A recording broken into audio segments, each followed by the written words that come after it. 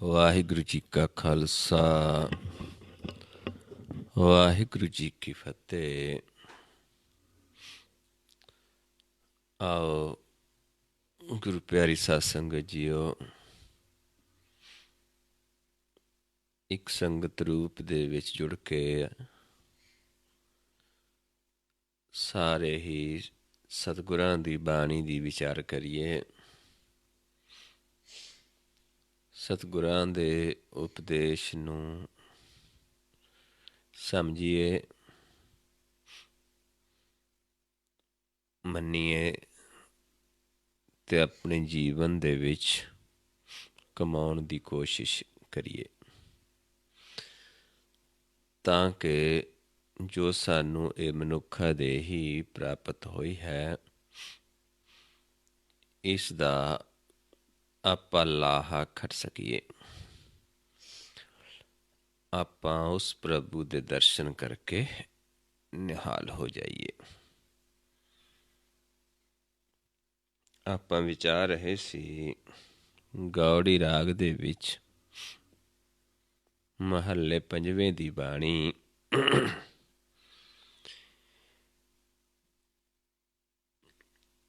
ਕਿ ਉਸ ਪ੍ਰਭੂ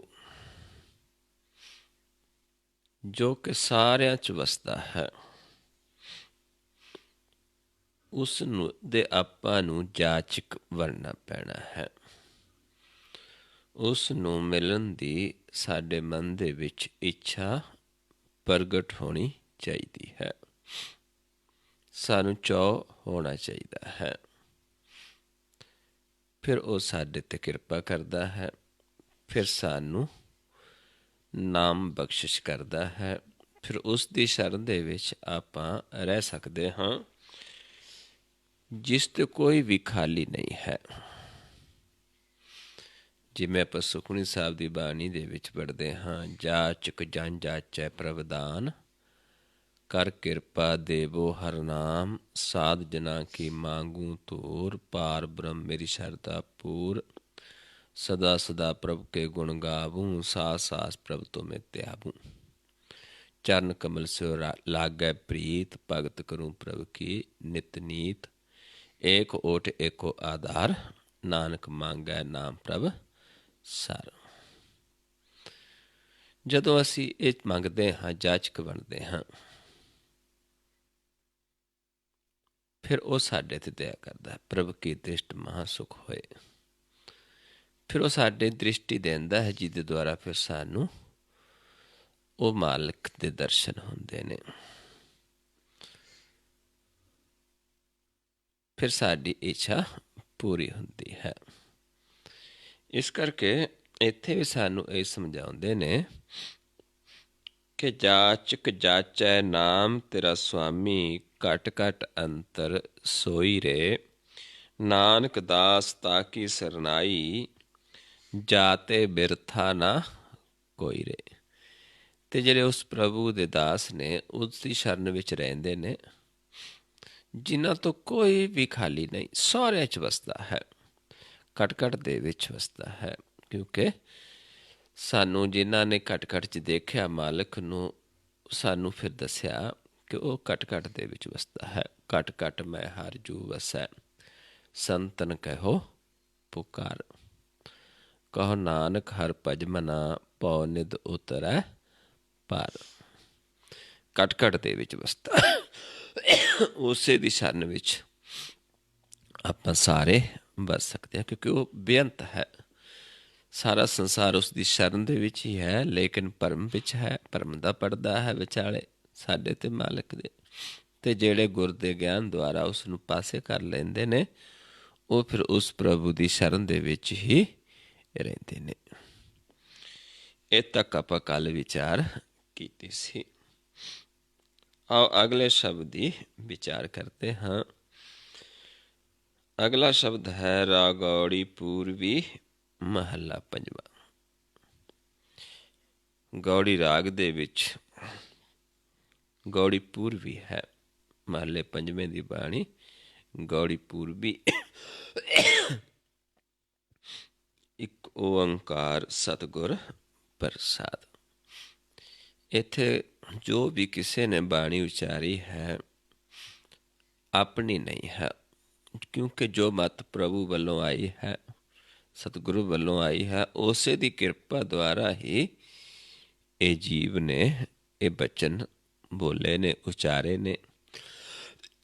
ਕਿਉਂਕਿ ਆਪਣਾ ਕਿਸੇ ਦਾ ਕੋਈ ਨਿੱਜੀ ਗਿਆਨ ਨਹੀਂ ਹੈ, ਸੰਸਾਰਿਕ ਗਿਆਨ ਨਹੀਂ ਹੈ। ਜੋ ਅਨੁਭਵ ਹੋਇਆ ਸਤਿਗੁਰ ਦੀ ਕਿਰਪਾ ਦੇ ਨਾਲ, ਉਹ ਸਾਰਾ ਹੀ ਬਿਆਨ ਕੀਤਾ ਹੋਇਆ ਹੈ। ਇਸ ਕਰਕੇ ਸਾਨੂੰ ਸਮਝਾ ਦਿੰਦੇ ਨੇ ਕਿ ਇਹ ਸਤਿਗੁਰ ਦੀ ਪ੍ਰਸਾਦ ਹੈ। ਇੱਕ ਓੰਕਾਰ ਸਤਿਗੁਰ ਪ੍ਰਸਾਦ। ਕਿਤੇ ਗੁਰ ਪ੍ਰਸਾਦ ਵੀ ਆਉਂਦਾ ਹੈ, ਵੱਖਰੇ ਵੱਖਰੇ ਆਉਂਦੇ ਨੇ। ਕਿਤੇ ਇੱਕ ਓੰਕਾਰ ਸਤਿਗੁਰ ਪ੍ਰਸਾਦ ਆ ਜਾਂਦਾ ਹੈ, ਕਿਤੇ ਇੱਕ ਓੰਕਾਰ ਸਤਿਨਾਮ ਕਰਤਾ ਪੁਰਖ ਨਿਰਭਉ ਨਿਰਵੈਰ ਅਕਾਲ ਮੂਰਤਿ ਅਜੂਨੀ ਸੈਭੰ ਗੁਰ ਪ੍ਰਸਾਦ ਆ ਜਾਂਦਾ ਹੈ। ਇਸ ਕਰਕੇ ਸਾਨੂੰ ਕੀ ਸਮਝਾਉਂਦੇ ਨੇ, ਹਰ ਹਰ ਕਬੂ ਨਾ ਮਨੋ ਵਿਸਾਰੇ, ਈਹਾਂ ਊਹਾਂ ਸਰਬ ਸੁਖ ਦਾਤਾ ਸਗਲ ਘਟਾ ਪ੍ਰਤਪਾਰੇ। ਪ੍ਰਭੂ ਐਸਾ ਹੈ, ਜਦੋਂ ਖੁਸ਼ ਹੋ ਜਾਂਦਾ, ਜਦੋਂ ਉਸ ਦੀ ਸ਼ਰਨ ਦੇ ਵਿੱਚ ਅਸੀਂ ਬਸ ਜਾਂਦੇ ਹਾਂ, ਫਿਰ ਉਹ ਸਾਨੂੰ ਵਿਸਾਰਦਾ ਨਹੀਂ ਕਦੇ ਵੀ। ਆਪਾਂ ਉਸ ਨੂੰ ਵਿਸਾਰ ਸਕਦੇ ਹਾਂ, ਲੇਕਿਨ ਉਹ ਸਾਨੂੰ ਨਹੀਂ ਵਿਸਾਰਦਾ। ਜਿਸ ਨੂੰ ਆਪਣੇ ਬਣਾ ਲੈਂਦਾ ਹੈ, ਜਿਸ ਤੇ ਖੁਸ਼ ਹੁੰਦਾ ਹੈ, ਜਿਸ ਨੂੰ ਦਿਆਲੂ ਹੋ ਜਾਂਦਾ ਹੈ। ਜਿਸ ਨੂੰ ਹੋਏ ਦਿਆਲ ਮਨੋ ਨਾ ਵਿਸਾਰੀਅਨ। ਜਿਹਨੂੰ ਖੁਸ਼ ਹੋ ਜਾਂਦਾ ਹੈ ਉਹਨੂੰ ਫਿਰ ਵਿਸਾਰਦਾ ਨਹੀਂ ਹੈ। ਹਰ ਹਰ ਕਬਹੂ ਨਾ ਮਨੋ ਵਿਸਾਰੇ, ਈਹਾਂ ਊਹਾਂ ਸਰਬ ਸੁਖ ਦਾਤਾ ਸਗਲ ਘਟਾ ਪ੍ਰਤਪਾਰੇ। ਫਿਰ ਸੋਝੀ ਹੋ ਜਾਂਦੀ ਹੈ ਕਿ ਇੱਥੇ ਵੀ ਤੇ ਉੱਥੇ ਵੀ ਸੁੱਖਾਂ ਦਾ ਦਾਤਾ ਹੈ ਤੇ ਸਭ ਨੂੰ ਪਾਲਣ ਵਾਲਾ ਹੈ, ਘਟ ਘਟ ਨੂੰ ਪਾਲਣਹਾਰਾ ਹੈ। ਹਰ ਇੱਕ ਦੀ ਪ੍ਰਤਪਾਲਨਾ ਆਪ ਕਰਦਾ ਹੈ। ਜਿਵੇਂ ਆਪਾਂ ਜਾਪ ਸਾਹਿਬ ਦੇ ਵਿੱਚ ਪੜ੍ਹਦੇ ਹਾਂ, ਸਰਵੰ ਪਾਲੇ, ਸਾਰਿਆਂ ਨੂੰ ਪਾਲਣਹਾਰ ਹੈ। ਇਹ ਰਹੋ ਪੰਕਤੀਆਂ ਨੇ, ਇਹ ਸ਼ਬਦੀਆਂ। ਜਦੋਂ ਉਸ ਮਾਲਕ ਦੀ ਸ਼ਰਨ ਦੇ ਵਿੱਚ ਚਲੇ ਜਾਂਦੇ ਹਾਂ, ਸੋਝੀ ਹੋ ਜਾਂਦੀ ਹੈ। ਹੁਣ ਉੱਥੇ ਤੱਕ ਜਾਣ ਦਾ ਇਹ ਸਾਰਾ ਹੀ ਅੱਗੇ ਸ਼ਬਦ ਦੇ ਵਿੱਚ ਦੱਸਿਆ ਹੈ। ਉੱਥੇ ਤੱਕ ਪਹੁੰਚਣ ਦਾ ਜਿਹੜਾ ਤਰੀਕਾ ਹੈ ਕਿ ਉਸ ਪ੍ਰਭੂ ਦੀ ਸ਼ਰਨ ਦੇ ਵਿੱਚ ਜਾਣ ਦਾ। ਮਹਾ ਕਸ਼ਟ ਕਾਟੈ ਖਿਨ ਪੀਤਰ, ਰਸਨਾ ਨਾਮ ਚਿਤਾਰੇ। ਪਹਿਲਾਂ ਆਪ ਆਪਣੇ ਜਨਾਂ ਦੁਆਰਾ ਆਪਣੇ ਜਨਾਂ ਦੀ ਰਸਨਾ ਤੋਂ ਨਾਮ ਦਾ ਗਿਆਨ ਦਿੰਦਾ ਹੈ, ਨਾਮ ਨੂੰ ਚਿਤਵਨ ਦੀ ਸੋਝੀ ਦਿੰਦਾ ਹੈ। ਦਿੰਦਾ ਆਪ ਹੈ, ਦਿੰਦਾ ਆਪਣੇ ਜਨਾਂ ਦੁਆਰਾ। ਜਿਹੜੇ ਮਨ ਦੇ ਕਸ਼ਟ ਨੇ ਇੱਕ ਖਿਣ ਦੇ ਵਿੱਚ ਹੀ ਕੱਢ ਦਿੰਦਾ ਹੈ ਜਦੋਂ ਆਪ। ਕਿਉਂਕਿ ਜਿਹੜਾ ਨਾਮ ਹੈ, ਨਾਮ ਦੇ ਕਹਿਣ ਦੇ ਵਿੱਚ ਭੇਦ ਹੈ। ਜਿਵੇਂ ਬਾਬਾ ਕਬੀਰ ਜੀ ਸਮਝਾਉਂਦੇ ਨੇ, ਕਬੀਰ ਰਾਮ ਕਹਿਣ ਮੈਂ ਭੇਦ ਹੈ, ਤਾਂ ਮੈਂ ਏਕ ਵਿਚਾਰ, ਸੋਈ ਰਾਮ ਸਭੈ ਕਹੈ, ਸੋਈ ਕੌਤਕ ਹਾਰ। ਲੇਕਿਨ ਜਿਹੜਾ ਆ ਮਾਲਕ ਕਹਿੰਦਾ ਆਪਣੇ ਜਨਾਂ ਦੀ ਰਸਨਾ ਦੁਆਰਾ, ਉਹਦੇ 'ਚ ਤੇ ਆਮ ਲੋਕਾਂ ਦੇ ਕਹਿਣ ਦੇ ਵਿੱਚ ਫਰਕ ਹੈ, ਇੱਕ ਵਿਚਾਰ ਹੈ। ਇਸ ਕਰਕੇ ਜਦੋਂ ਆਪ ਆਪਣੇ ਜਨਾਂ ਦੀ ਰਸਨਾ ਤੋਂ ਆਪ ਇਹ ਨਾਮ ਦੀ ਸੋਝੀ ਦਿੰਦਾ ਹੈ, ਇੱਕ ਖਿਣ ਦੇ ਵਿੱਚ ਹੀ ਮਨ ਦੇ ਕਸ਼ਟਾਂ ਨੂੰ ਖਤਮ ਕਰ ਦਿੰਦਾ ਹੈ। ਕਿਉਂਕਿ ਮਨ ਕਸ਼ਟ ਦੇ ਵਿੱਚ ਕੀ ਹੈ ਕਿ ਜਮਾਂ ਦੇ ਵਸ ਹੈ, ਤ੍ਰੈਗੁਣਾ ਦੇ ਵਿੱਚ ਫਸਿਆ ਹੈ, ਤੇ ਇਸ ਤੋਂ ਛੁਟਕਾਰਾ ਹੋ ਜਾਂਦਾ, ਮਨ ਇੱਕ ਦ੍ਰਿਸ਼ਟ ਹੋ ਜਾਂਦਾ ਹੈ ਤੇ ਇਸ 9 ਦਰਾਂ ਤੋਂ ਛੁਟਕਾਰਾ ਪਾ ਲੈਂਦਾ ਹੈ। ਸੀਤਲ ਸਾਂਤ ਸੂਖ ਹਰ ਸਰਨੀ, ਜਲਤੀ ਅਗਨ ਨਿਵਾਰੇ।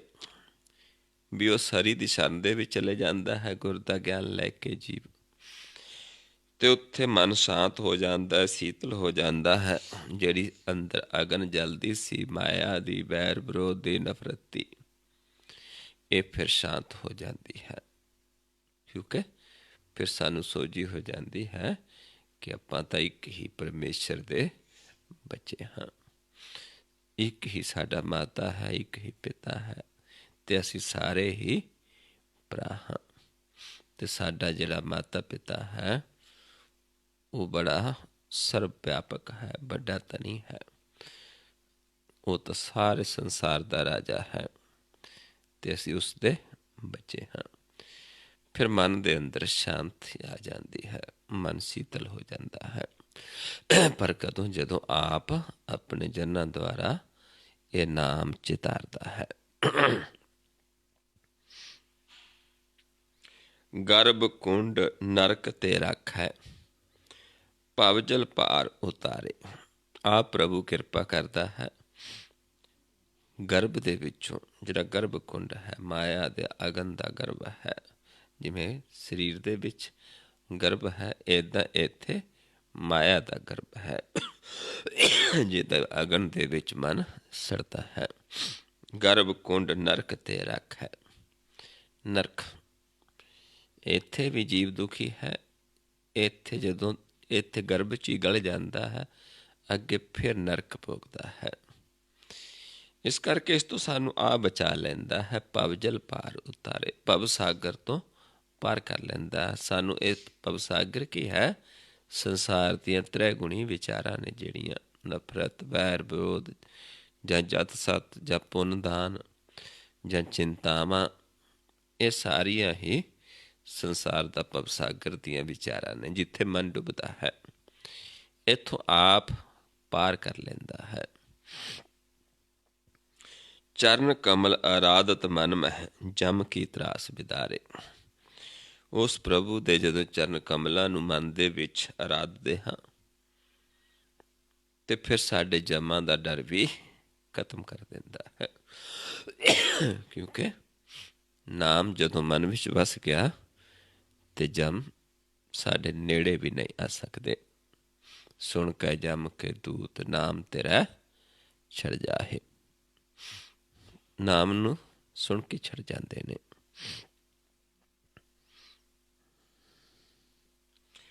ਪੂਰਨ ਪਾਰ ਬ੍ਰਹਮ ਪਰਮੇਸ਼ਰ, ਉੱਚਾ ਅਗਮ ਅਪਾਰੇ। ਪੂਰਨ ਹੈ, ਪਾਰ ਬ੍ਰਹਮ ਪਰਮੇਸ਼ਰ ਹੈ, ਉੱਚਾ ਹੈ, ਅਗਮ ਹੈ, ਅਪਾਰ ਹੈ। ਗੁਣ ਗਾਵਤ ਧਿਆਵਤ ਸੁਖ ਸਾਗਰ, ਜੂਏ ਜਨਮ ਨ ਹਾਰੇ। ਆਪ ਆਪਣੇ ਗੁਣ ਗਾਉਂਦਾ ਹੈ, ਆਪ ਆਪਣਾ ਗਿਆਨ ਦਿੰਦਾ ਹੈ ਰਸਨਾ ਤੋਂ ਜਨਾਂ ਦੀ। ਅਤੇ ਜੇ ਅਸੀਂ ਉਸ ਨੂੰ ਸੁਣ ਕੇ ਧਿਆਉਂਦੇ ਹਾਂ, ਕਿਉਂਕਿ ਉਹਨੇ ਸਾਨੂੰ ਦੱਸਣਾ ਹੈ ਵੀ ਕਿਵੇਂ ਆਪਾਂ ਧਿਆਉਣਾ ਹੈ, ਅਤੇ ਅਸੀਂ ਉਵੇਂ ਉਵੇਂ ਧਿਆਉਣਾ ਹੈ। ਜੇ ਆਪਾਂ ਉਵੇਂ ਧਿਆਉਂਦੇ ਹਾਂ ਤੇ ਫਿਰ ਸਾਡਾ ਜਨਮ ਹੈ, ਆਪਾਂ ਜਿੱਤ ਕੇ ਜਾਂਦੇ। ਆਪਣੇ ਜਨਮ ਨੂੰ ਜੂਏ ਦੇ ਵਿੱਚ ਹਾਰਦੇ ਨਹੀਂ ਹਾਂ, ਫਿਰ ਉਹਦੀ ਸ਼ਰਨ ਚਲੇ ਜਾਂਦੇ ਹਾਂ। ਫਿਰ ਉਹ ਸਾਨੂੰ ਆਪ ਪਾਲਦਾ ਹੈ, ਸੁੱਖਾਂ ਦਾ ਦਾਤਾ ਹੈ। ਪਰ ਉਸ ਦੇ ਤੱਕ ਜਾਣ ਦੀ ਜਿਹੜੀ ਵਿਧੀ ਹੈ ਉਹ ਸਾਨੂੰ ਇੱਥੇ ਫਿਰ ਸਮਝਾਈ ਹੈ। ਕਿਉਂਕਿ ਗੁਣ ਗਾਉਂਦਾ ਹੈ ਆਪ ਆਪਣੇ ਜਨਾਂ ਦੁਆਰਾ, ਰਸਨਾ ਦੁਆਰਾ। ਅਤੇ ਜਿਹੜੇ ਉਸ ਨੂੰ ਸੁਣ ਕੇ ਧਿਆਉਂਦੇ ਨੇ, ਅਤੇ ਉਹ ਫਿਰ ਆਪਣੇ ਜੀਵਨ ਨੂੰ ਜੂਏ ਦੇ ਵਿੱਚ ਨਹੀਂ ਹਾਰਦੇ। ਕਿਉਂਕਿ ਪਹਿਲਾਂ ਧਿਆਵਨ ਦੀ ਅਵਸਥਾ ਹੈ। ਧਿਆ ਕੇ ਜਦ ਮਨ ਨਿਰਮਲ ਹੋ ਜਾਂਦਾ, ਆਪਾਂ ਉਸ ਨੂੰ ਜਾਣ ਲੈਂਦੇ ਹਾਂ। ਫਿਰ ਜਦੋਂ ਖੁਸ਼ ਹੁੰਦਾ, ਫਿਰ ਸਾਡੀ ਰਸਨਾ 'ਤੇ ਬੈਠ ਕੇ ਬੋਲਦਾ ਹੈ। ਜਦੋਂ ਅਸੀਂ ਆਪਣੀ ਰਸਨਾ ਸਪੁਰਦ ਕਰ ਦਿੰਦੇ ਮਾਲਕ ਦੇ, ਸੌਂਪ ਦਿੰਦੇ ਹਾਂ, ਆਪਣਾ ਤਨ ਉਸ ਨੂੰ ਸੌਂਪ ਦਿੰਦੇ ਹਾਂ, ਫਿਰ ਆਪ ਆ ਕੇ ਸਾਡੀ ਰਸਨਾ ਤੋਂ ਬੋਲਦਾ ਹੈ। ਉੱਥੇ ਸਾਡੀ ਰਸਨਾ ਨੂੰ ਫਿਰ ਸੱਚੀ ਕਿਹਾ ਹੈ, ਉੱਥੇ ਸਾਡੇ ਹੱਥਾਂ ਨੂੰ ਵੀ ਸੱਚਾ ਕਿਹਾ, ਉੱਥੇ ਸਾਡੇ ਸਰੀਰ ਨੂੰ ਵੀ ਸੱਚਾ ਕਿਹਾ ਹੈ। ਜਦੋਂ ਸਾਡਾ ਸੱਚ ਦੇ ਨਾਲ ਪਿਆਰ ਪੈ ਜਾਂਦਾ ਹੈ। ਇਸ ਨੂੰ ਮਹਾਰਾਜ ਸਮਝਾਉਂਦੇ ਨੇ, ਜਿੱਥੇ ਸਾਰੇ ਰਾਗਾਂ ਦੇ ਵਿੱਚੋਂ ਸ਼੍ਰੀ ਰਾਗ ਦੀ ਗੱਲ ਕੀਤੀ ਹੈ। ਰਾਗਾਂ ਵਿੱਚ ਸ਼੍ਰੀ ਰਾਗ ਹੈ। ਜੇ ਸੱਚ ਧਰੇ ਪਿਆਰ, ਜੇ ਬਾ ਸੱਚੀ ਮਨ ਸੱਚਾ, ਸੱਚਾ ਸਰੀਰ ਆਕਾਰ, ਸੱਚਾ ਸਤਿਗੁਰ ਸੇਵੀਐ, ਸਦਾ ਸੱਚ ਵਪਾਰ। ਫਿਰ ਉੱਥੇ ਜਦੋਂ ਆਪ ਮਾਲਕ ਗਾਉਂਦਾ, ਪਰ ਕਦੋਂ? ਜਦੋਂ ਆਪਾਂ ਉਸ ਨੂੰ ਧਿਆਉਂਦੇ ਹਾਂ, ਸੱਚ ਨੂੰ, ਨਿਰੰਕਾਰ ਨੂੰ ਆਪਾਂ ਸਮਰਪਿਤ ਕਰਦੇ ਹਾਂ, ਫਿਰ ਆਪ ਸਾਡੇ ਹੱਥਾਂ ਨੂੰ ਵਰਤਦਾ ਹੈ, ਰਸਨਾ 'ਤੇ ਬੋਲਦਾ ਹੈ। ਫਿਰ ਸਾਰਾ ਕੁਛ ਆਪ ਕਰਨ ਵਾਲਾ ਹੈ। ਫਿਰ ਜਦੋਂ ਅਸੀਂ ਉਹ ਸੁਣ ਕੇ ਧਿਆਉਂਦੇ ਹਾਂ, ਬਚਨ ਨੂੰ ਮੰਨਦੇ ਹਾਂ, ਫਿਰ ਆਪਣੇ ਜਨਮ ਨੂੰ ਜਿੱਤ ਕੇ ਜਾਂਦੇ ਹਾਂ, ਜੂਏ ਦੇ ਵਿੱਚ ਹਾਰ ਕੇ ਨਹੀਂ ਜਾਂਦੇ।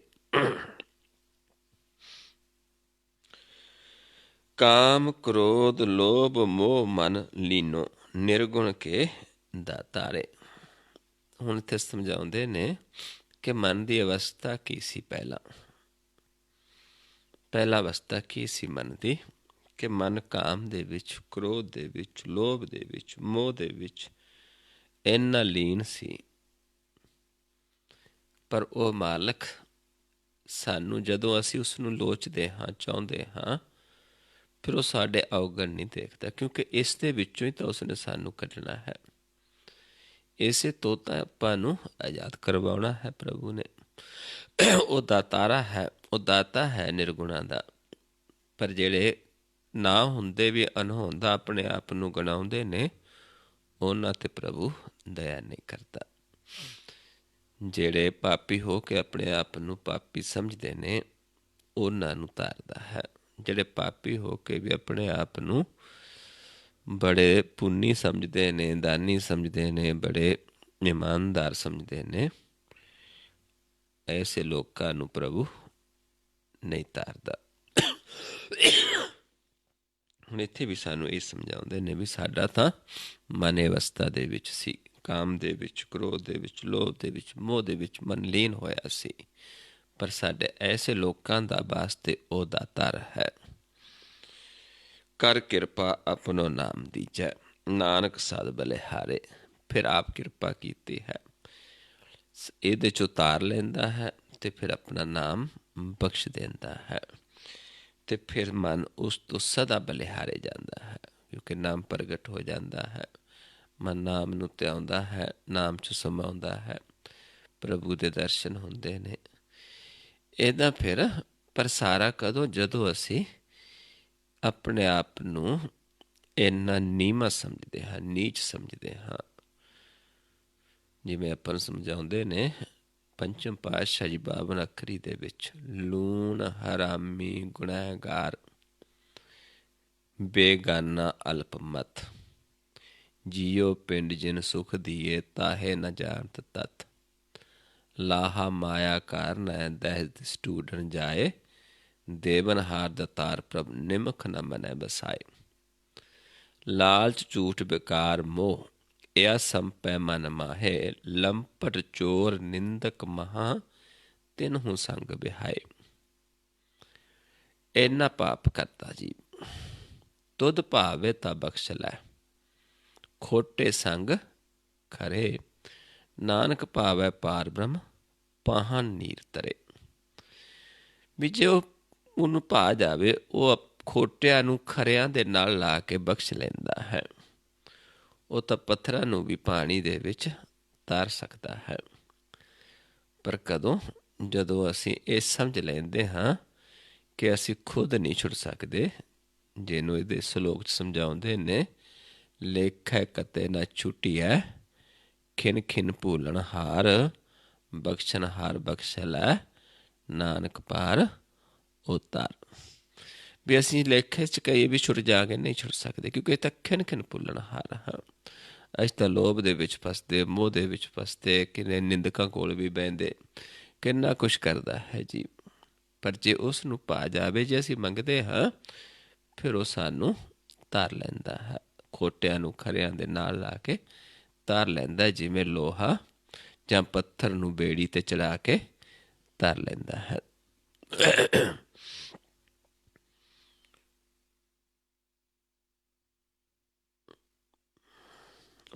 ਅਗਲਾ ਸ਼ਬਦ ਰਾਗ ਗੌੜੀ ਚੇਤੀ। ਉਹ ਗੌੜੀ ਪੂਰਵੀ ਸੀ, ਇਹ ਗੌੜੀ ਚੇਤੀ ਹੈ। ਮਹਲਾ ਪੰਜਵੇਂ ਦਾ ਸ਼ਬਦ ਹੈ। ਇੱਕ ਓਅੰਕਾਰ ਸਤਿਗੁਰ ਪ੍ਰਸਾਦ। ਇੱਕ ਹੀ ਹੈ ਉਹ ਮਾਲਕ ਸਤਿਗੁਰ, ਜਿਹਦੀ ਕਿਰਪਾ ਦੇ ਨਾਲ ਇਹ ਸਾਰਾ ਗਿਆਨ ਹੁੰਦਾ ਹੈ। ਉਹਦੀ ਦਇਆ ਦੇ ਨਾਲ ਹੀ ਇੱਥੇ ਤੱਕ ਆਪਾਂ ਪਹੁੰਚ ਸਕਦੇ ਹਾਂ। ਉਸ ਪ੍ਰਭੂ ਨੂੰ ਜਾਣ ਸਕਦੇ ਹਾਂ, ਉਸ ਦੀ ਵਿਚਾਰ ਕਰ ਸਕਦੇ ਹਾਂ। ਸ਼ਬਦ ਸ਼ੁਰੂ ਹੈ, ਰਾਹੋ ਪੰਕਤੀਆਂ ਨੇ। ਸੁਖ ਨਾਹੀਂ ਰੇ ਹਰ ਭਗਤ ਬਿਨਾ। ਹਰੀ ਦੀ ਭਗਤੀ ਤੋਂ ਬਿਨਾਂ ਸੁਖ ਨਹੀਂ ਪ੍ਰਾਪਤ ਹੋਣਾ। ਤੇ ਇੱਥੇ ਤੱਕ ਹੈਗੇ ਨੌਵੇਂ ਪਾਤਸ਼ਾਹ ਜੀ ਤਾਂ, ਕਹੋ ਨਾਨਕ ਭਗਵੰਤ ਭਜਨ ਬਿਨ ਸੁਖ ਸੁਪਨੇ ਵੀ ਨਾਹੀਂ। ਸੁਪਨੇ ਵਿੱਚ ਵੀ ਸੁਖ ਨਹੀਂ ਮਿਲਣਾ ਭਗਤੀ ਤੋਂ, ਪਰਮੇਸ਼ਰ ਦੀ ਭਗਤੀ ਤੋਂ ਬਿਨਾਂ।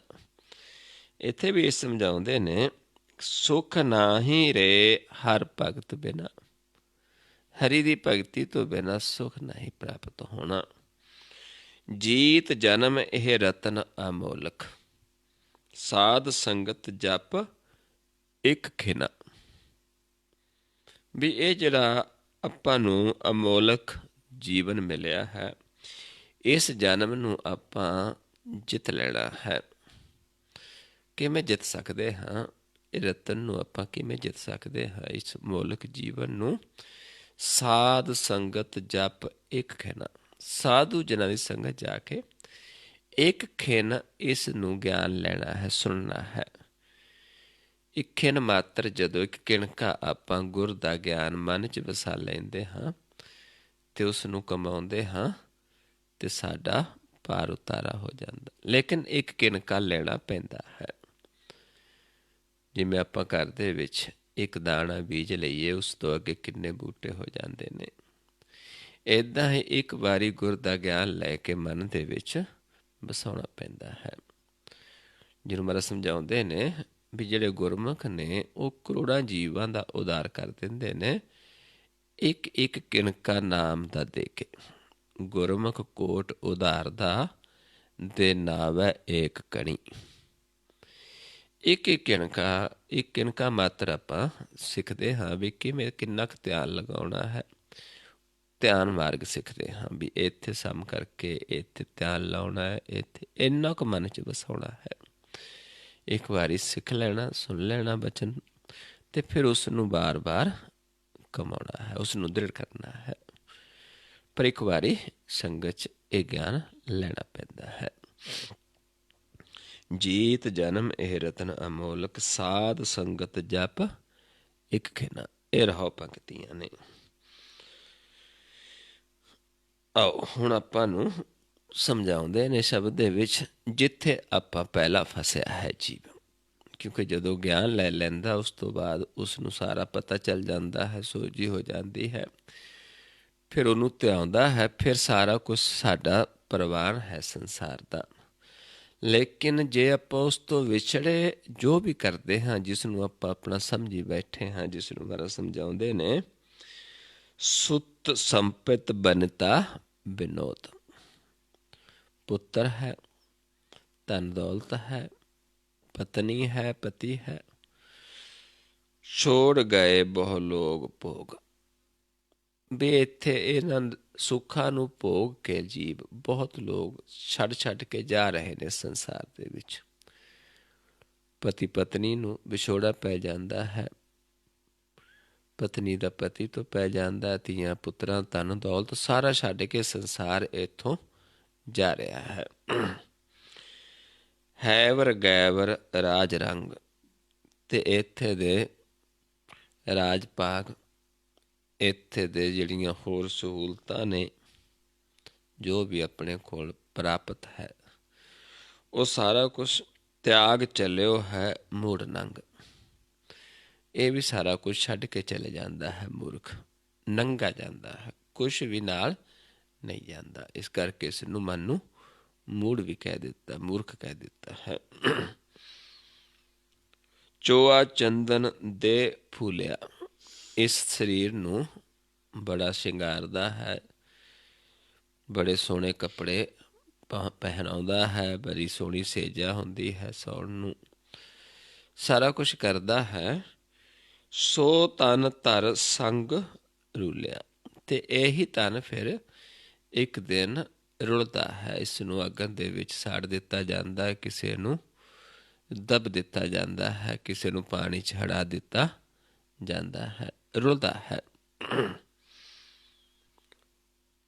ਮੋਹਿ ਮੋਹਿਆ ਜਾਣੈ ਦੂਰ ਹੈ, ਕਹਿੰਦੇ ਜਿੰਨੀ ਦੇਰ ਮੋਹ ਦੇ ਵਿੱਚ ਮੋਇਆ ਜੀਵ ਹੈ, ਫਸਿਆ ਹੈ, ਉਹ ਪਰਮੇਸ਼ਰ ਨੂੰ ਦੂਰ ਜਾਣਦਾ ਹੈ।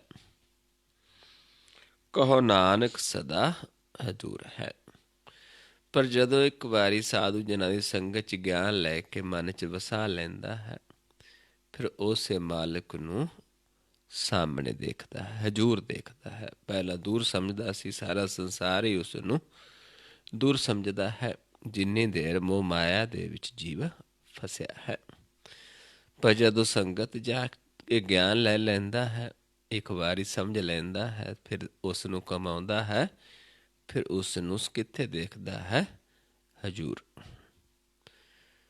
ਦੇਖਣ ਤੋਂ ਬਾਅਦ ਹੀ ਜਾਪ ਸਾਹਿਬ ਦੀ ਬਾਣੀ ਸਾਨੂੰ ਸਮਝ ਆਉਂਦੀ ਹੈ। ਜਾਹਰਾ ਜ਼ਹੂਰ ਹੈ, ਹਾਜ਼ਰ ਹਜ਼ੂਰ ਹੈ, ਹਮੇਸ਼ੁਰ ਸਲਾਮ ਹੈ, ਸਮਸਤਲ ਕਲਾਮ ਹੈ, ਕਿ ਸਾਹਿਬ ਦਿਮਾਗ ਹੈ, ਕਿ ਉਸ ਨਾਲ ਚਿਰਾਗ ਹੈ। ਫਿਰ ਸਾਨੂੰ ਉਸ ਪ੍ਰਭੂ ਦੀ ਸੋਝੀ ਆਉਂਦੀ ਹੈ।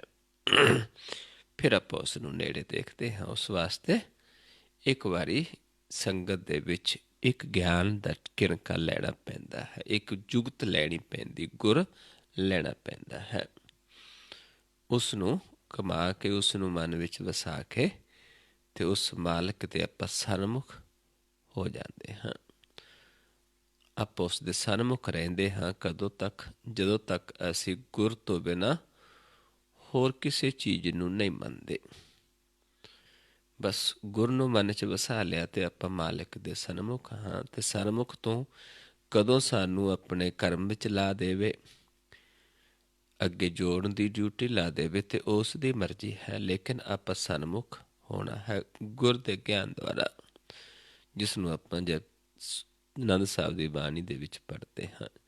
ਜੇ ਕੋ ਸਿੱਖ ਗੁਰੂ ਸੇਤੀ ਸਨਮੁਖ ਹੋਵੈ, ਹੋਵੇ ਤਾਂ ਸਨਮੁਖ ਸਿੱਖ ਕੋਈ, ਜਿਉ ਰਹਿ ਗੁਰ ਨਾਲੇ, ਗੁਰ ਕੇ ਚਰਨ ਹਿਰਦੈ ਧਿਆਏ, ਅੰਤਰ ਆਤਮੈ ਸੰਭਾਲੇ, ਆਪ ਛੱਡ ਸਦਾ ਰਹੇ ਪਰਨੈ, ਗੁਰ ਬਿਨ ਅਵਰ ਨਾ ਜਾਣੈ ਕੋਇ। ਕਹਿ ਨਾਨਕ ਸੁਣੋ ਸੰਤੋ, ਸੋ ਸਿੱਖ ਸਨਮੁਖ ਹੋਏ। ਉਹ ਸਨਮੁਖ ਹੈ। ਉਸ ਤੋਂ ਬਾਅਦ ਗੁਰਮੁਖ ਕਿਸ ਨੂੰ ਕਰਨਾ? ਉਹ ਆਪ ਕਰਦਾ ਹੈ। ਲੇਕਿਨ ਸਨਮੁਖ ਆਪਾਂ ਹੁੰਦੇ ਹਾਂ। ਜੇ ਅਸੀਂ ਗੁਰ ਤੋਂ ਬੇਮੁਖ ਹੋ ਜਾਂਦੇ ਹਾਂ, ਫਿਰ ਸਾਨੂੰ ਮੁਕਤੀ ਨਹੀਂ ਹੈ। ਜੇ ਕੋਈ ਗੁਰ ਤੇ ਬੇਮੁਖ ਹੋਵੇ, ਬਿਨ ਸਤਿਗੁਰ ਮੁਕਤ ਨਾ ਪਾਵੇ। ਫਿਰ ਜਦ ਤੱਕ ਦੁਬਾਰਾ ਆਪਾਂ ਸੱਚਾ ਗੁਰ ਨਹੀਂ ਲੈਂਦੇ, ਮੁਕਤੀ ਨਹੀਂ ਹੈ। ਮੁਕਤ ਨਾ ਪਾਵੈ ਹੋਰ ਥਾ ਕੋਈ, ਪੁੱਛੋ ਵੇਖਿਆ ਜਾਏ, ਅਨੇਕ ਜੂਨੀ ਭਰਮ ਆਵੈ, ਬਿਨ ਸਤਿਗੁਰ ਮੁਕਤ ਨਾ ਪਾਏ। ਫਿਰ ਮੁਕਤ ਪਾਏ ਲਾਗ ਚਰਨੀ, ਸਤਿਗੁਰੂ ਸ਼ਬਦ ਸੁਣਾਏ, ਕਹਿ ਨਾਨਕ ਵਿਚਾਰ ਦੇਖੋ, ਬਿਨ ਸਤਿਗੁਰੂ ਮੁਕਤ ਨਾ ਪਾਏ। ਉਸ ਤੋਂ ਬਿਨਾਂ ਮੁਕਤੀ ਨਹੀਂ ਹੈ। ਇਸ ਕਰਕੇ ਸਮਝਾਉਂਦੇ ਨੇ, ਆਵੋ ਸਿੱਖ ਸਤਿਗੁਰੂ ਕੇ ਪਿਆਰਿਓ, ਗਾਵੋ ਸੱਚੀ ਬਾਣੀ, ਬਾਣੀ ਤਾਂ ਗਾਵੋ ਗੁਰੂ ਕੇਰੀ, ਬਾਣੀਆਂ ਸਿਰ ਬਾਣੀ। ਜਿਨ ਕੋ ਨਦਰ ਕਰਮ ਹੋਵੈ, ਹਿਰਦੈ ਤਿਨਾ ਸਮਾਣੀ, ਪੀਵੋ ਅੰਮ੍ਰਿਤ ਸਦਾ ਰਹੋ ਹਰ ਰੰਗ, ਜਪਿਓ ਸਾਰੰਗ ਪਾਣੀ, ਕਹਿ ਨਾਨਕ ਸਦਾ ਗਾਵੋ, ਇਹ ਸੱਚੀ ਬਾਣੀ। ਇਹ ਸੱਚੀ ਬਾਣੀ ਹੈ। ਗੁਰ ਦਾ ਗਿਆਨ ਜਿਹੜਾ ਹੈ, ਇਹ ਨਦਰਾਂ ਦਾ ਕਰਮ ਹੈ, ਨਦਰਾਂ ਦੁਆਰਾ ਹੈ।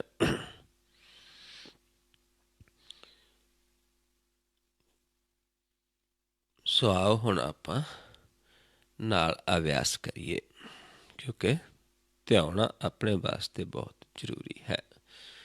ਗਿਆਨ ਦਾ ਤਾਂ ਹੀ ਫਾਇਦਾ ਹੈ ਜੇ ਆਪਾਂ ਧਿਆਨ ਦੇ ਵਿੱਚ ਵਿਚਰਾਂਗੇ, ਕਿਉਂਕਿ ਭਰਮ ਸਾਡਾ ਗਿਆਨ ਨਾਲ ਦੂਰ ਨਹੀਂ ਹੋਣਾ, ਭਰਮ ਸਾਡਾ ਧਿਆਨ ਦੇ ਨਾਲ ਦੂਰ ਹੋਣਾ ਹੈ। ਇਸ ਕਰਕੇ ਸਫਲਤਾ ਸਾਡਾ ਜੀਵਨ ਤਾਂ ਹੋਣਾ ਜੇ ਅਸੀਂ ਧਿਆਵਾਂਗੇ। ਸਾਡੀ ਘਾਲਣਾ, ਸਾਡੀ ਮੁਸ਼ੱਕਤ ਤਾਂ ਥਾਂ ਪੈਂਦੀ ਹੈ ਜੇ ਆਪਾਂ ਧਿਆਵਾਂਗੇ। ਜਿਨੀ ਨਾਮ ਧਿਆਇਆ ਗਏ ਮੁਸ਼ੱਕਤ ਘਾਲ। ਉਹੀ ਮੁਸ਼ੱਕਤ ਘਾਲ ਕੇ ਜਾਂਦੇ ਨੇ ਜਿਹੜੇ ਨਾਮ ਨੂੰ ਧਿਆਉਂਦੇ ਨੇ। ਸੋ ਕਿਵੇਂ ਆਪਾਂ ਧਿਆਉਣਾ ਹੈ? ਮਨ ਨੇਤਰਾਂ ਦੇ ਵਿੱਚ ਹੈ, ਜੋਤ ਨੇਤਰਾਂ ਦੇ ਵਿੱਚ ਹੈ, ਕਿਉਂਕਿ ਧਿਆਨ ਨੇਤਰਾਂ ਤੋਂ ਚੱਲਦਾ ਹੈ। ਧਿਆਨ ਉੱਥੇ ਤੱਕ ਜਾਂਦਾ ਹੈ ਜੋ ਆਪਾਂ ਦੇਖਿਆ ਹੈ।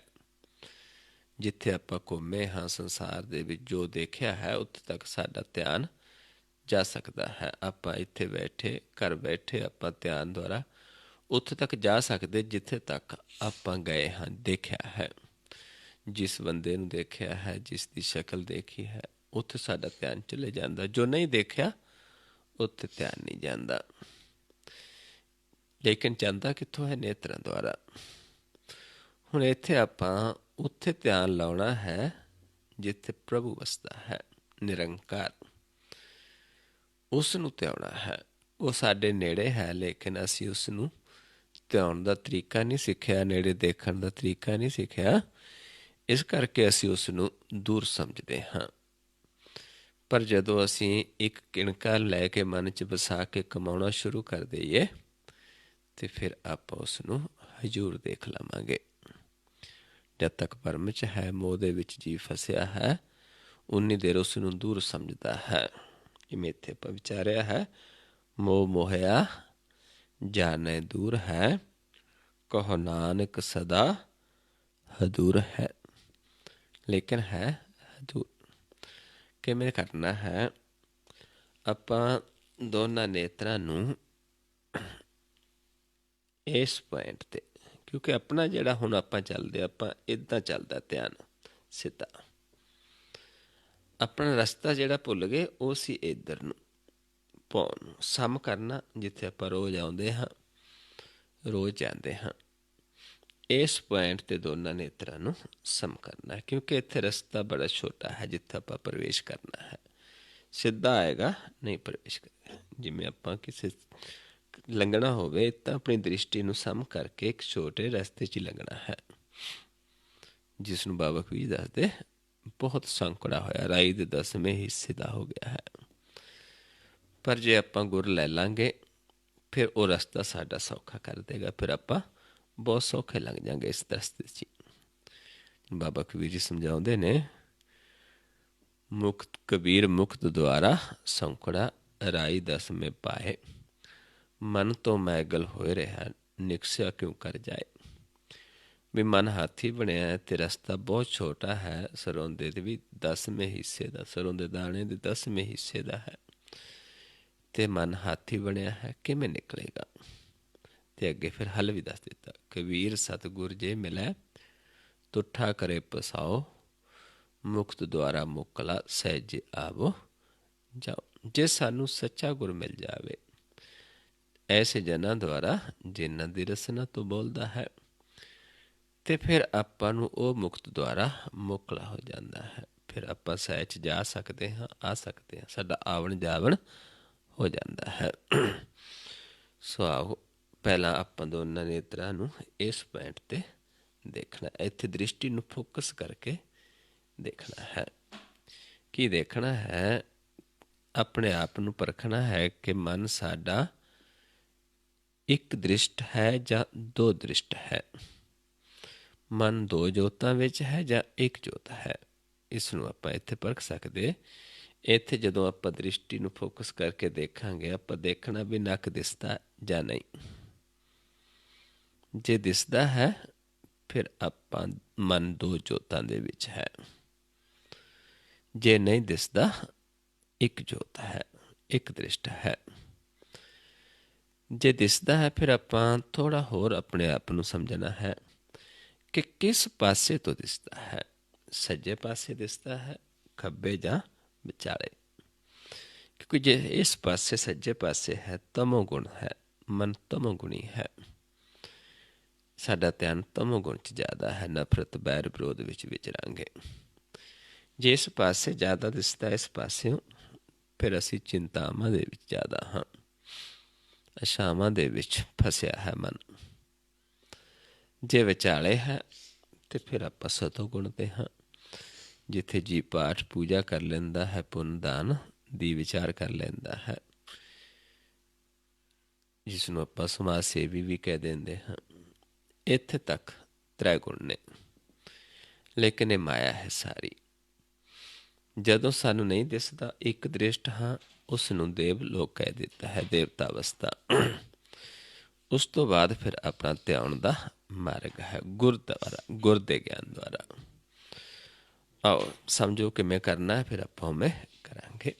ਪਹਿਲਾਂ ਇਸ ਪੁਆਇੰਟ 'ਤੇ ਦ੍ਰਿਸ਼ਟੀ ਫੋਕਸ ਕਰਕੇ ਆਪਣੇ ਆਪ ਨੂੰ ਪਰਖਣਾ ਹੈ, ਦੇਖਣਾ ਹੈ। ਜੇ ਕੋਈ ਨਵਾਂ ਜੀਵ ਹੈ, ਉਸਨੇ ਧਿਆਨ ਦੇਣਾ ਹੈ ਕਿ ਨੱਕ ਦਿਸਦਾ ਹੈ, ਜੇ ਦਿਸਦਾ ਕਿਸ ਪਾਸਿਓਂ ਦਿਸਦਾ ਹੈ।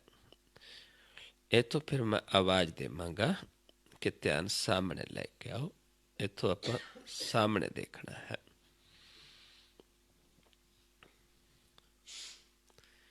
ਇੱਥੋਂ ਫਿਰ ਆਵਾਜ਼ ਦੇਵਾਂਗਾ ਕਿ ਧਿਆਨ ਨੂੰ ਮਸਤਕ ਦੇ ਸਾਹਮਣੇ ਲੈ ਜਾਓ, ਪਲਕਾਂ ਉੱਤੇ ਚੁੱਕ ਦੇਣੀ ਹੈ। ਇੱਧਰ ਨੂੰ ਚੱਲਣਾ ਆਪਾਂ, ਇਸ ਪਾਸੇ।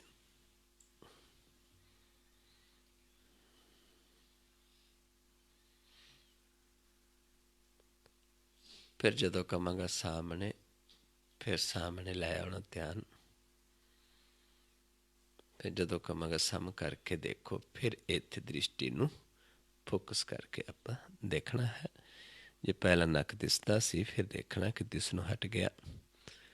ਜੇ ਦਿਸ ਨੂੰ ਹਟ ਗਿਆ, ਇੱਕ ਦ੍ਰਿਸ਼ਟ ਹੋ ਗਿਆ। ਉਸ ਤੋਂ ਬਾਅਦ ਫਿਰ ਆਪਾਂ ਪਹਿਲਾਂ ਨੀਚੇ, ਫਿਰ ਸਾਹਮਣੇ, ਫਿਰ ਮਸਤਕ ਦੇ ਸਾਹਮਣੇ, ਇੱਦਾਂ ਜਿਹੜਾ ਧਿਆਨ ਦਾ ਮਾਰਗ ਹੈ ਫਿਰ ਆਪਾਂ ਕਰਾਂਗੇ। ਆਓ ਪਹਿਲਾਂ ਨੇਤਰ ਸਮ ਕਰਕੇ ਦੇਖੋ ਆਪਣੇ ਆਪ ਨੂੰ।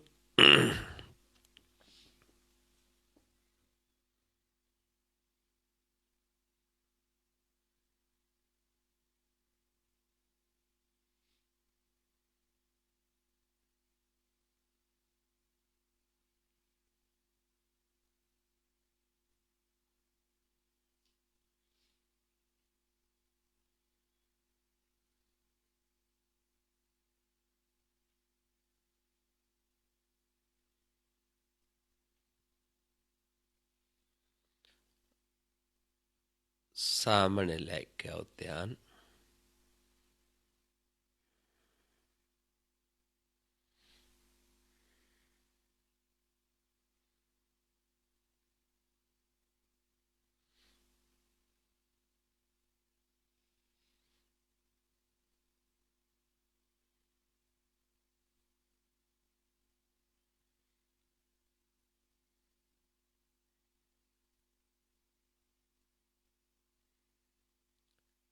ਮਸਤਕ ਦੇ ਸਾਹਮਣੇ ਲੈ ਜਾਓ, ਪਲਕਾਂ ਉੱਤੇ ਚੁੱਕ ਦੋ।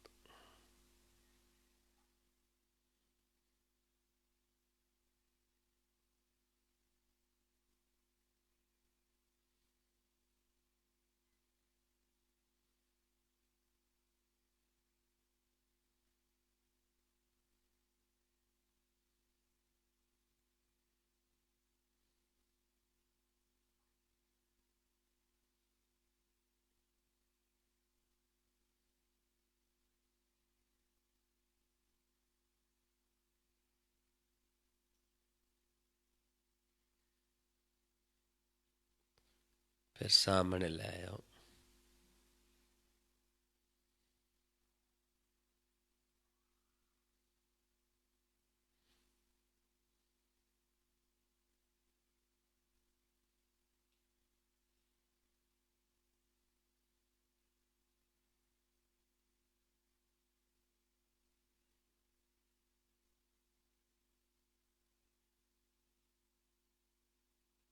ਫਿਰ ਸਮ ਕਰਕੇ ਦੇਖੋ ਆਪਣੇ ਆਪ ਨੂੰ।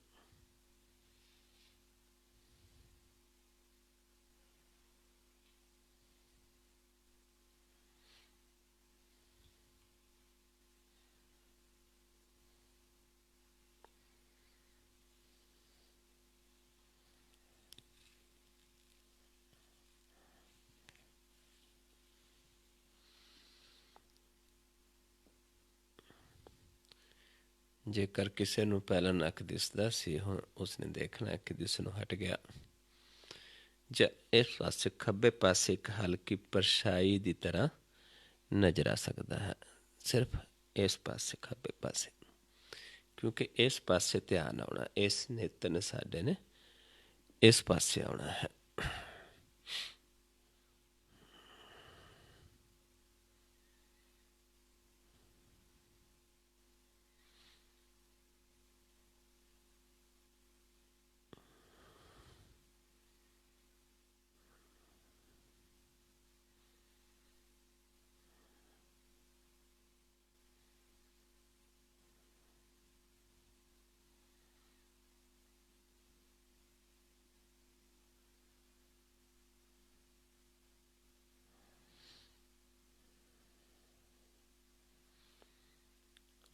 नीचे ले जो ध्यान, जिथे भी आप बैठे नीचे जो विषय है अगे अपने तो 2 फुट अगे ले जो ध्यान, जो भी चद्दर जो विषय अगे उस तो थोड़ा ऊपर देखने की कोशिश करनी है।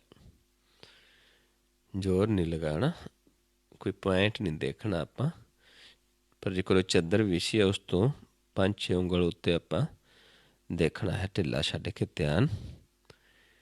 ਇੱਥੇ ਸਾਨੂੰ ਇੱਕ ਪਾਣੀ ਦੀ ਤਰ੍ਹਾਂ ਲਹਿਰਾਂ ਅਨੁਭਵ ਹੋਣੀਆਂ ਸ਼ੁਰੂ ਹੋਣਗੀਆਂ, ਜਿਵੇਂ ਸਰੋਵਰ ਦੇ ਵਿੱਚ ਲਹਿਰਾਂ ਹੁੰਦੀਆਂ ਪਾਣੀ ਦੀਆਂ, ਇੱਦਾਂ ਇੱਥੇ ਪ੍ਰਕਾਸ਼ ਦੀਆਂ ਲਹਿਰਾਂ ਸਾਨੂੰ ਅਨੁਭਵ ਹੋਣੀ ਸ਼ੁਰੂ ਹੋ ਜਾਏਗੀ, ਹਲਚਲ ਅਨੁਭਵ ਹੋਣੀ ਸ਼ੁਰੂ ਹੋਏਗੀ।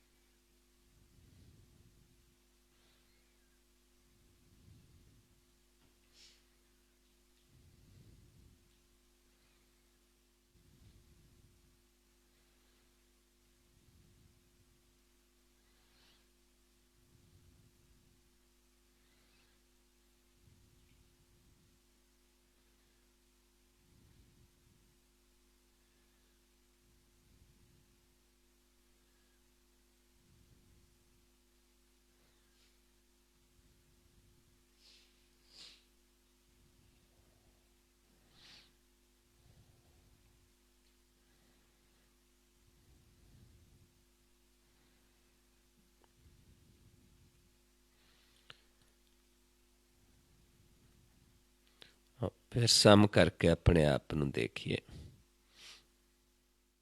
फिर दृष्टि ਨੂੰ फोकस करके अपने आप ਨੂੰ देखो, अपने मुख वाल चेहरे वाल देखना है।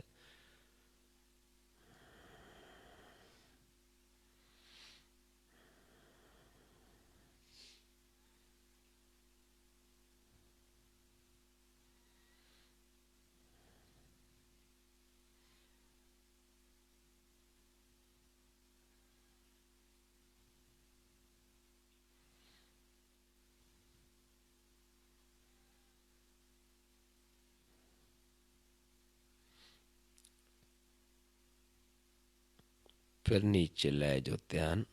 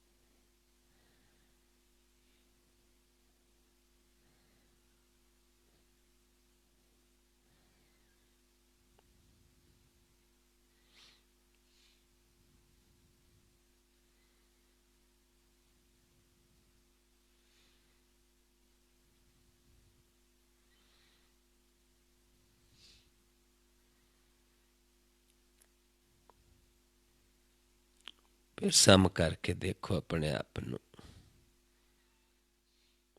फिर नेत्र सम करके अपने आप ਨੂੰ देखो।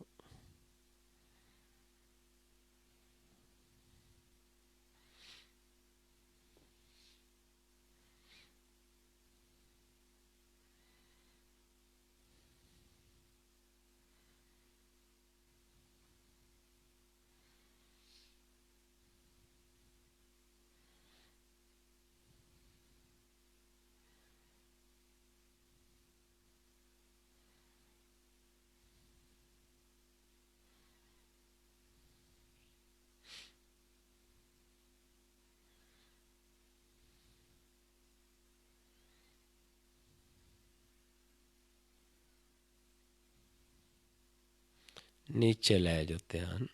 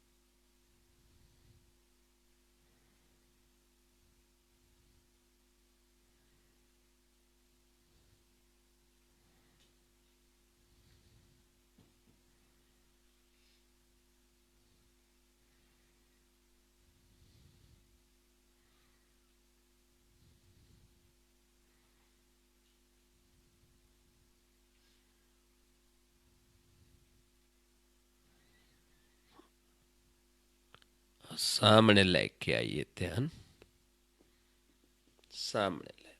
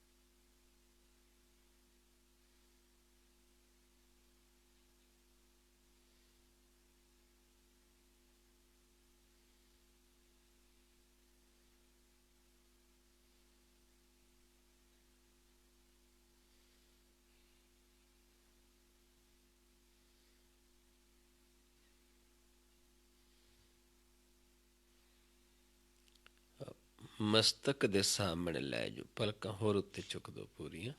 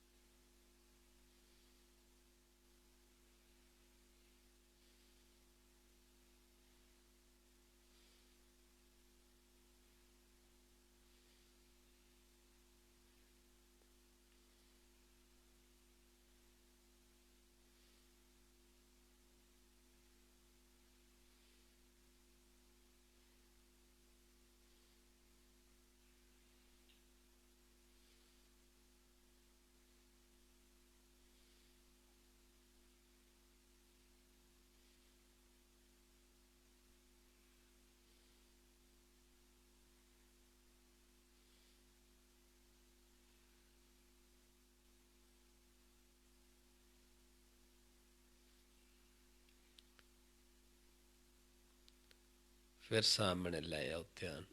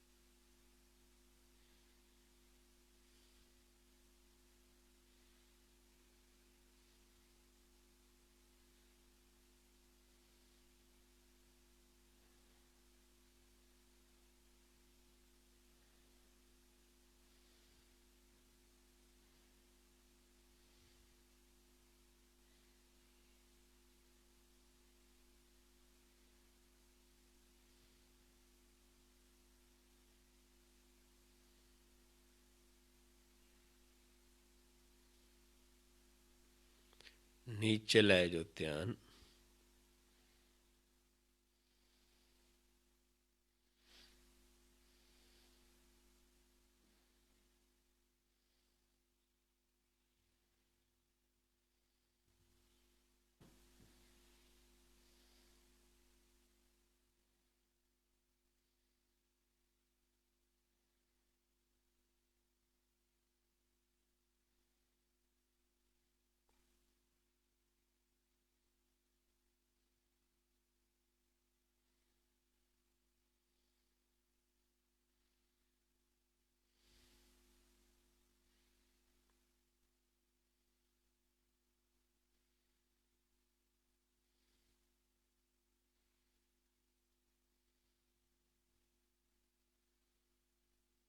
सम करके देखे अपने आप ਨੂੰ।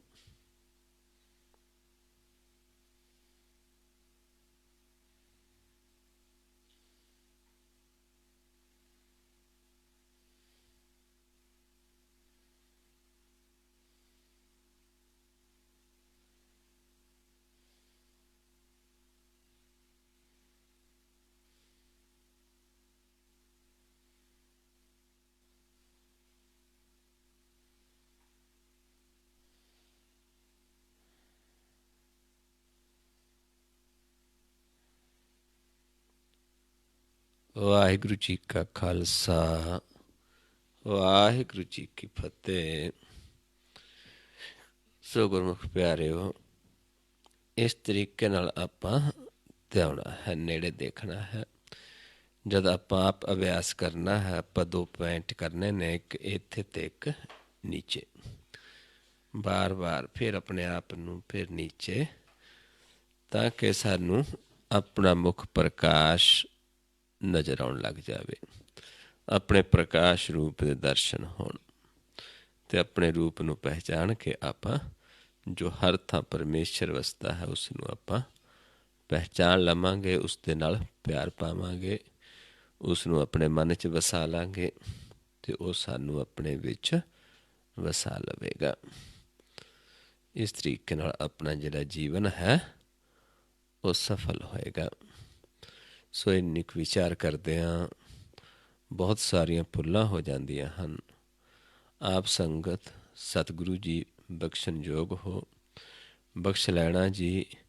ਵਾਹਿਗੁਰੂ ਜੀ ਕਾ ਖਾਲਸਾ, ਵਾਹਿਗੁਰੂ ਜੀ ਕੀ ਫਤਿਹ।